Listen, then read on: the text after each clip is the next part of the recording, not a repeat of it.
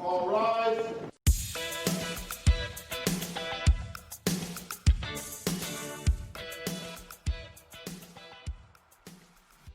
Hey Val, how are you? Hi, Kim. I'm doing great. How are you doing? I'm doing good. It's the end of a long day, and I know you're tired. You've been in hearings and motions and everything all day, right? 2 different counties. Oh my Yes. goodness. Yes. Well, that's interesting. So tell me where you're at. Let's everybody know who you are, where you're at. I know you're married. I know you don't have kids. Do you have dogs? Just let it out there. All right. Well, I live in South Carolina, but I'm only 11 miles from Augusta, Georgia. So I work for the Augusta Judicial Circuit. And we're in Richmond County and in Burke County. I worked freelance for 3 years in South Carolina before I went to work for the Judicial Circuit. I'm working for the Chief Judge now. He just took over as Chief Judge in January.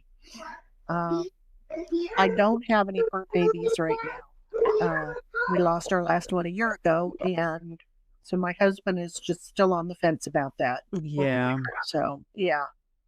that's hard. It's hard. I've lost a few too, and I've got one right now that's sick, and I'm like, oh gosh, don't let anything happen to my baby, even though she's young. But I get it. I get it. Yeah, it's hard. How long have you been a court reporter? 11 years. Sorry, I didn't answer you. I No, waited that's until I okay. was over 50 to determine what to do. Me too. Yeah, I was 50 when I changed careers, so I had a different career, but this has been just a wonderful change for me. I love every bit of it. me too. Me too. Yeah. Have you always just been a court reporter in South Carolina and Georgia, or?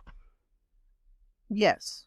Yeah. I think, yeah. So in South Carolina is you don't have to be a certified court reporter in South Carolina. You can just be a notary and throw yourself out there and start working, which hmm I saw you roll your eyes and I agree. North Carolina's the same way, though. That's why I'm rolling my eyes. Oh, really? See, And I the didn't. difference is officialship. With an official, you have to have your national minimum. Right, right, right. And so I'm an advocate for certifications and going as far as you can go. When you decide on a career, do it. Yeah, Jump in and go the whole 9 yards. sure. So I wasn't content just being an uncertified court. So I immediately started doing the testing thing and got involved hmm with NVRA.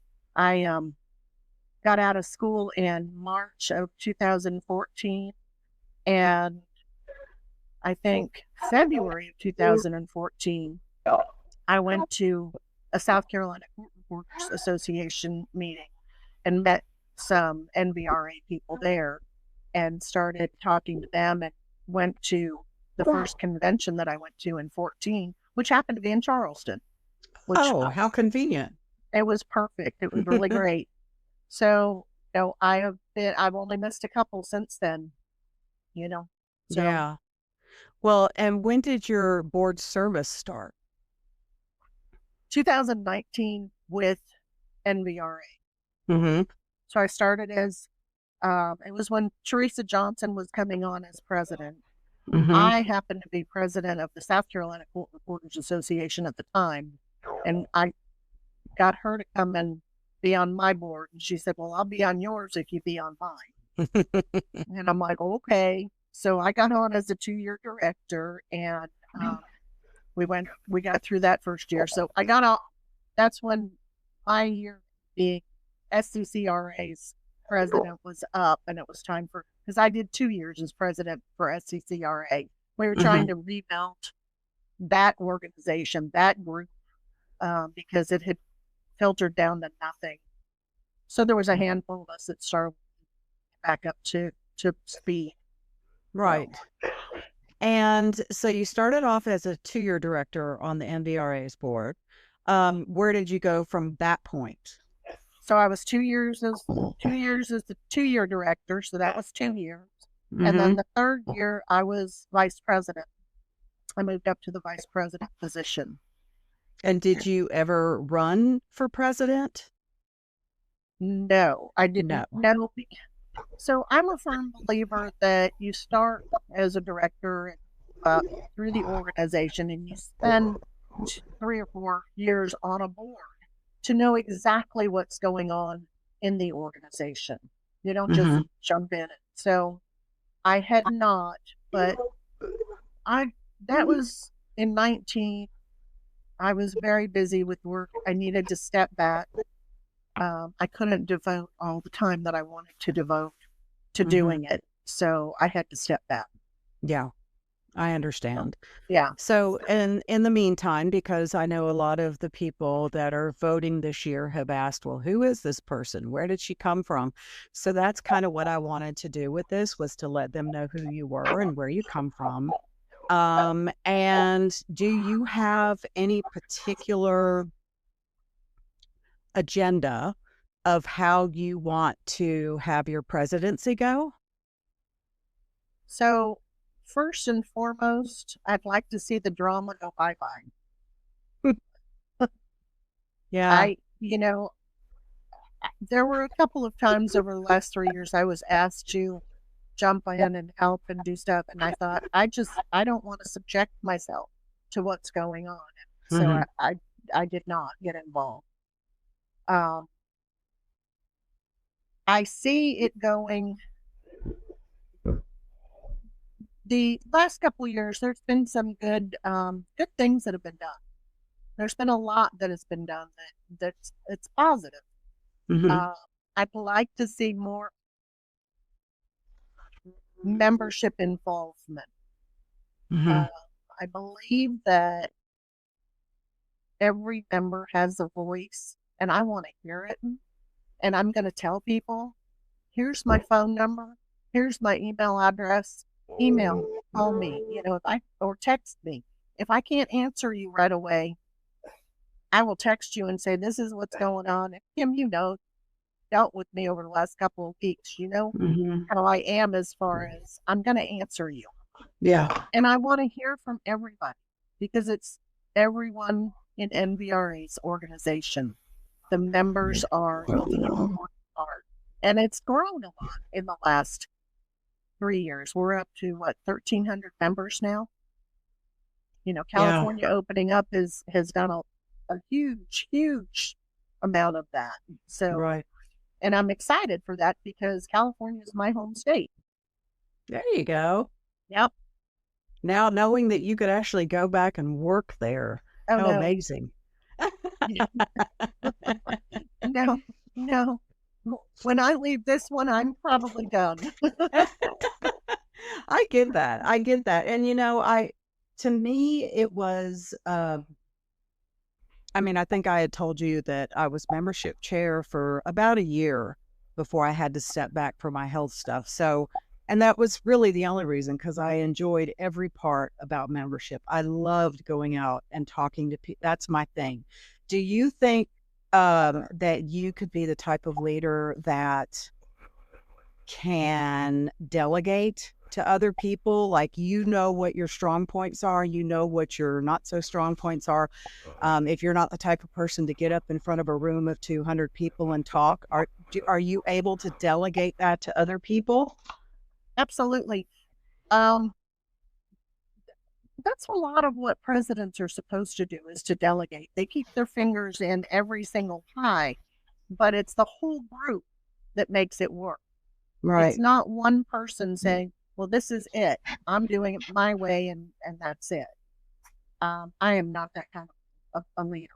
I want everyone involved. I want to know what everyone thinks. No, we might not always see eye to eye on things because everybody has an opinion and everybody's Hmm. different. Hmm.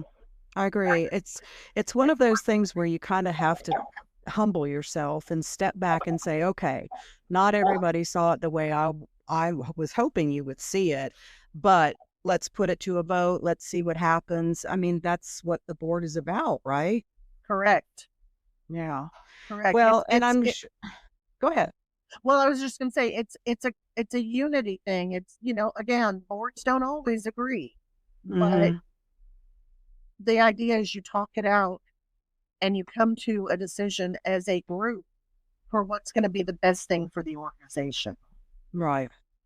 So I see a lot of times, people will just email me. People will come on one of the Facebook pages or TikTok or somewhere and say, "Hey, I'm new to NVRA. I just passed and I'm now a full member and this will be my first time voting." I hear so much about drama, so much about what's going on. And I think you're going to find that I wish to God we could say it's going to go away forever and you can do that, but it's not with so many different personalities, right? Right. And it's not. There's always going to be some, but I think it's just in how it's all handled. Hmm. You know, while I was on the board, there was a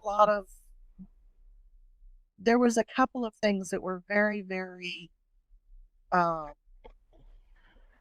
traumatic for a board to go through, and I won't go into the details on it. Hmm. But we all, it was very stressful. Let's put it that way. Okay. And we all came together to decide what was the best way to, Hmm. and we all talked about things, and that's how it should be. Yeah. I'm excited to meet a lot of the new members. Hmm. Things are changing for court reporters. Things are opening up so much for voice writers, and I love that. I love seeing it.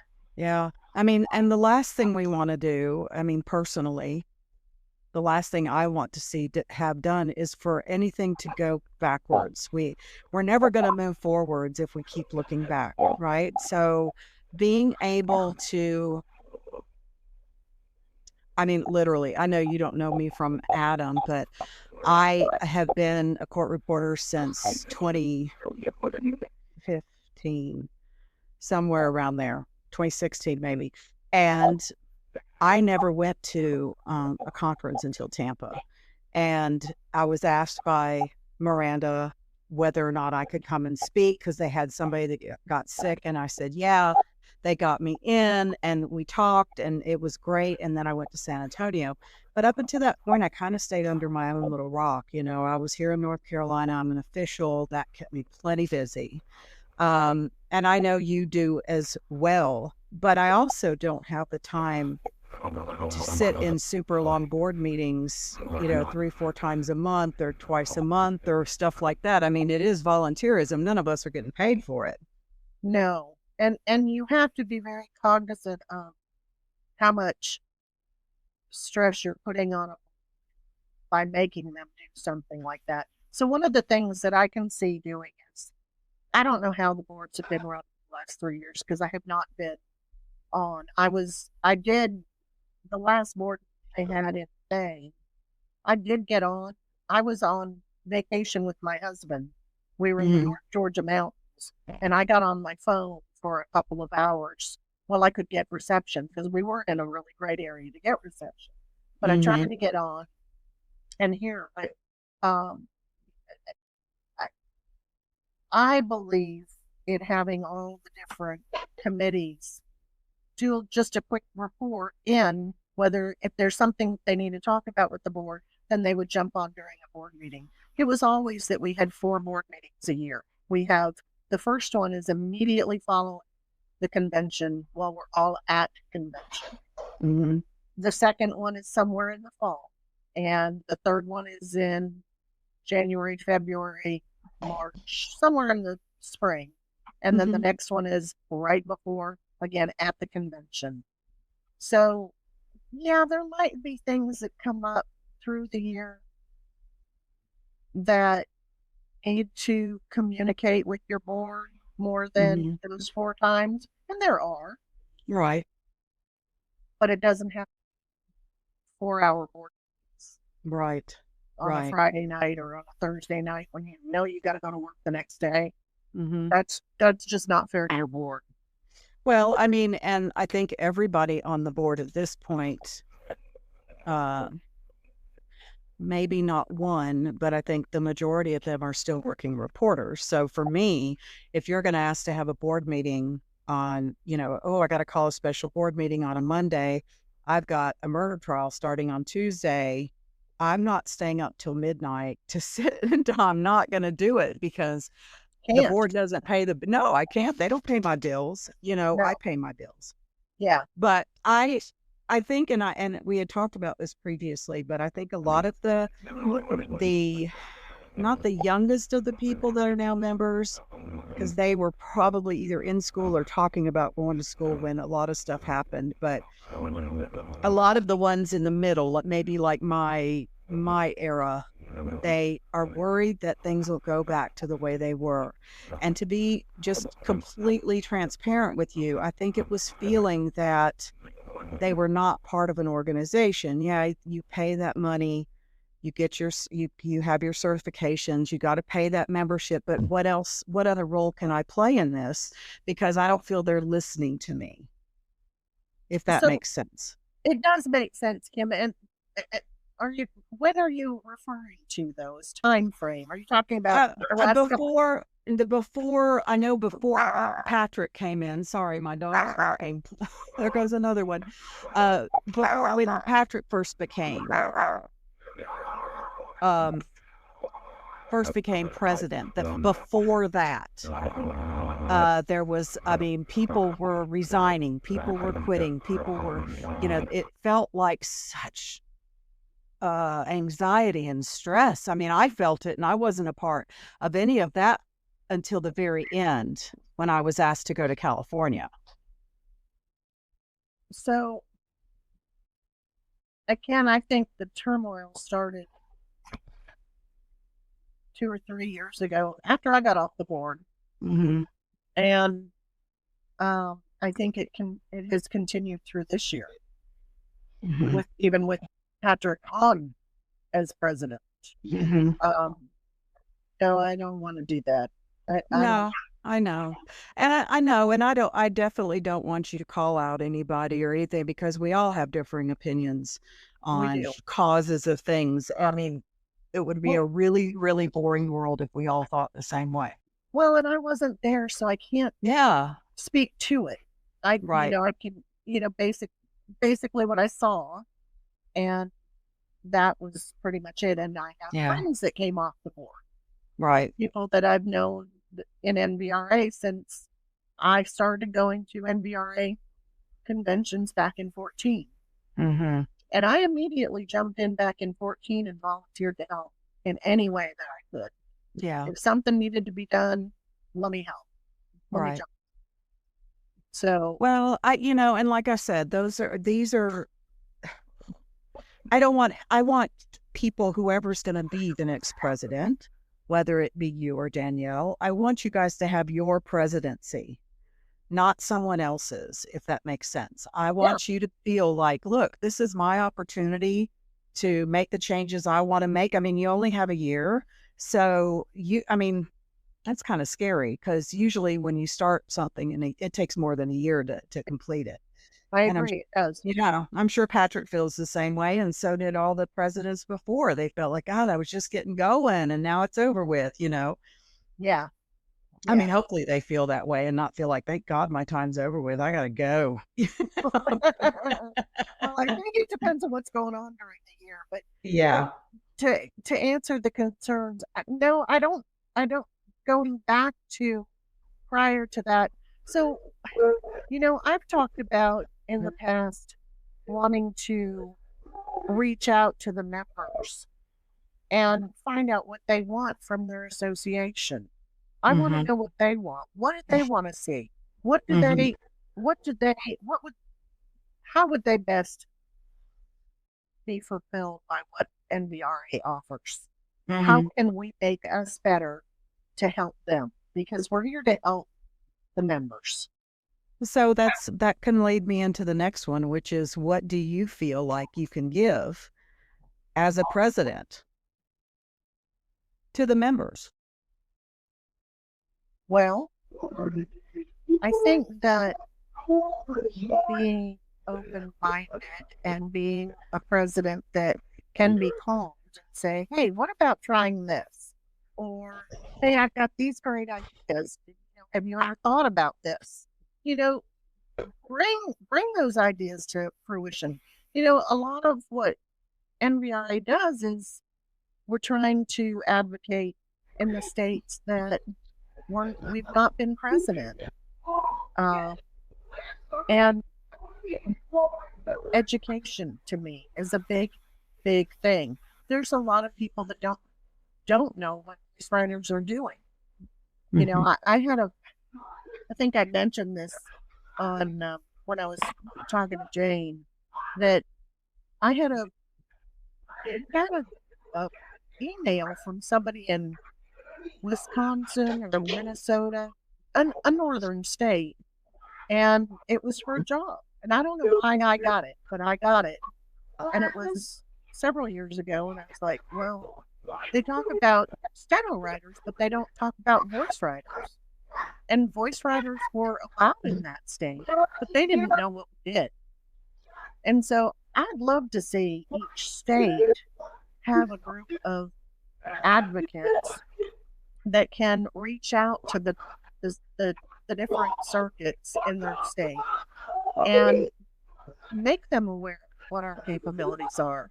You know, have like a networking group so that if somebody needs a court, can reach out and people will jump in together and make it work for a state that doesn't know about us. Right.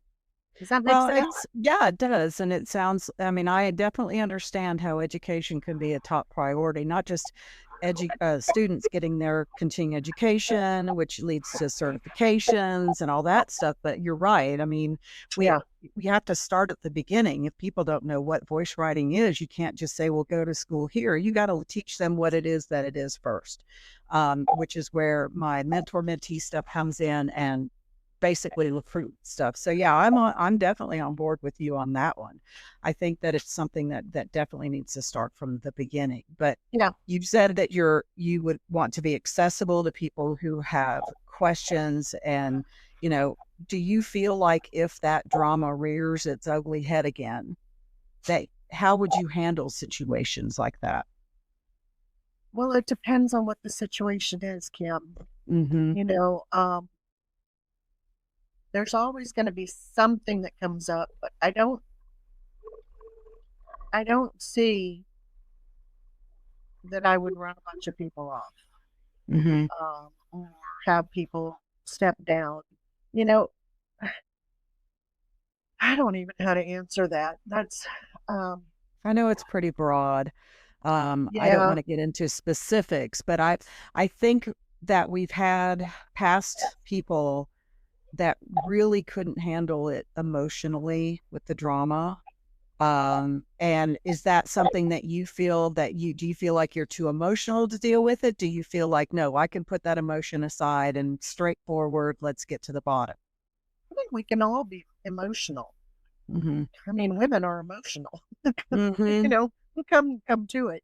Some men too, but I think it's all in how you handle it. The time for you to be emotional is once you're done, you know, step back if you think you're going to be emotional and give yourself 10 seconds and count to 10, you know, that, and then move into correcting or working on fixing what the possible problem could be.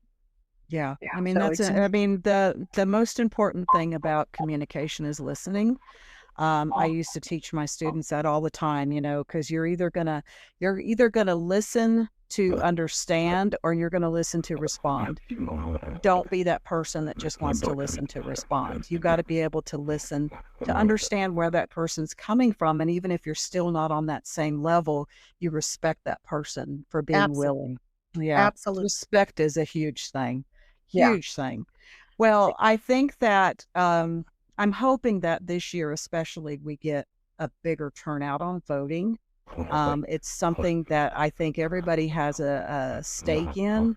And they say, you know, I don't care. I just pay my dues so I can keep my certs. You know, that's all I care about. Because like I said, in North Carolina, you have to have, well, you used to have to have your national to be an official, but now North Carolina is saying we will hire you with a certain number of years and a state certification attached to it if you don't have an NVRA. So it kind of is opening this door for people to say, okay, well, I'm from California. I have the California CSR and I've had it for 5 years, maybe 10. I'm just going to move to North Carolina and they can come. They don't have to have a national anymore. And, that's great for when you're starting off and you're trying to get your career going, but I don't think that's great for our national organization. It's not. It's not. It disappoints me to see those changes coming. It's happening in Georgia. Georgia has just started doing their own testing again, I think. Mm-hmm. And I'm not sure what spurred that on, but Georgia, and like I told you, I'm all about certifications. I like having those letters behind my name. I do too. Yeah, I do too. Because, I mean, I know for a fact that I wouldn't get a raise as an official if I got my master, my CV, or my RVRM. But if you're a digital technician, is what we call them here in North Carolina, and you get what is it, AAERT or whatever it is, certified to produce a transcript, you'll get a raise. And it's like, wait a minute, I know I got a big raise for my RVR, but what if I become that small percentage of people that have that master? Are you compensating me for it? Yeah. But it's sad. I know what, and to answer your question, I know what caused that to happen in North Carolina, and it is the shortage of court reporters. It is, and I think that that's the problem that everybody's screaming out. We have a huge shortage in the freelancing world here in Augusta, and some of the attorneys are screaming, we can't get anybody to do depositions, and they're having to go to the real big companies to get them done and paying an arm and a leg for them. And they don't necessarily like that. Right. I mean, it is the way it is. And I've said it before and I'll say it again. We wouldn't even be talking about digital recorders, digital technicians, if we had more people who knew what it was that we do and get involved in it and go to school for it. And that goes right back around full circle to what I was saying about educating people. Mm-hmm. In my courtroom, my judge is so funny. He tells me there are things that he wants done, and then I step in and, I get to play the hard guy in court so that he can sit back and he smiles and he says, well, don't mess with Val because, she knows what needs to be done in this courtroom. We've gotten lawyers for the ADA and the public defenders that come into court and they've not ever been with a court reporter before. They don't know how to deal with a court reporter. They don't teach that in law school. They may cover a little bit of it, but so it's even important to educate those folks when they come into the courtroom to know how to communicate with us as court reporters and us communicate with them. I feel like teaching them. Yeah, I mean, that's another bandwagon I could get on because I really, really feel like and I told a couple of my business court judges, because in North Carolina, our complex business court judges are, their offices are at like law schools. And that's where they run their business court on the top floor of Wake Forest University, places like that. And I told one of my judges, I said, if you guys need to have a class that all of your graduating seniors or graduating lawyers or whatever need to take, is how to make a good record, and have it there with a live court reporter, and they take notes and they're tested on it. They have to learn these things, and they say, that sounds great, I think we should do it, but it's crickets afterwards. And I think that's very true. They should have a class for it, but again, it's educating. It's I know, that full circle education. Yeah, I know Tori Pittman does some stuff at Campbell University here, and goes in, and she gets a lot of volunteers that come in and take down the record, and we try to get out there and do that, but it's got to be done on a bigger scale of things, just like the legislatures in each state and the country. They need to have us up there on Capitol Hill and meeting with our legislators and saying, look, this is what we do. Look at these people there right in front of you, in front of everybody on C-SPAN or whatever. doing this job. And, you know, we don't make the record. I mean, there are times where we make you sound really good, but but it's Yeah. not always that clean and it's not always that good. So I wanted to give you this forum, Val, just so that anything that you wanted to put out there. I know voting is going on right now. It ends what, the 30th? The 30th, which I think And is Monday. Monday. And then is there an opportunity at conference to vote too, right? There is, and I'm going to be there. Good. So Awesome. I'm getting in on. Well, I leave Saturday. I'll be in San Diego, and I'm coming up for the convention. I'll be in on the 8th, so I'll be there the 8th, the 9th, and 10th. Gosh, it seems 11th. Yeah, 12th. We leave to come home on the 12th. But the voting there will be open until Friday the 11th. Okay. And then it will be decided, I'm assuming, for the board, or not, excuse me, the business meeting on Saturday morning. Gotcha. So you'll be able to have an opportunity to shake hands, kiss babies, the whole nine, right? I will. Awesome. I Well, will. I wish you all the luck in the world. And if there's anything else you want to say before we go ahead and say it. Otherwise, I know you're tired. I know you're exhausted. No, I'm good. I'm actually good. And thank you for doing this. I know I haven't been around. I know that the majority of the membership would be pleased with having me as the president. I am a people person, so I want to reach out and touch those people. I want them to come back in and be more involved with the organization again. So, well, I appreciate you taking the time to do this. I know we've had differing schedules for a while, but I appreciate it so much. And I can't wait to hear how everything goes. I wish I could be there to meet you in person and all that, but I can't make that trip this year, but hopefully next year. Well, hopefully next year. And if not, we're only, 3 hours away? 3 hours away from each other. I have a friend that lives outside of Augusta too, so over at Clark Hill Lake. So we go down that way and meet them sometimes too. But have a great weekend. Have a wonderful trip. Be safe with you guys heading out that way, okay? Thank you. And you take care of yourself. Thank you. You too, honey. I'll talk to you soon. All right.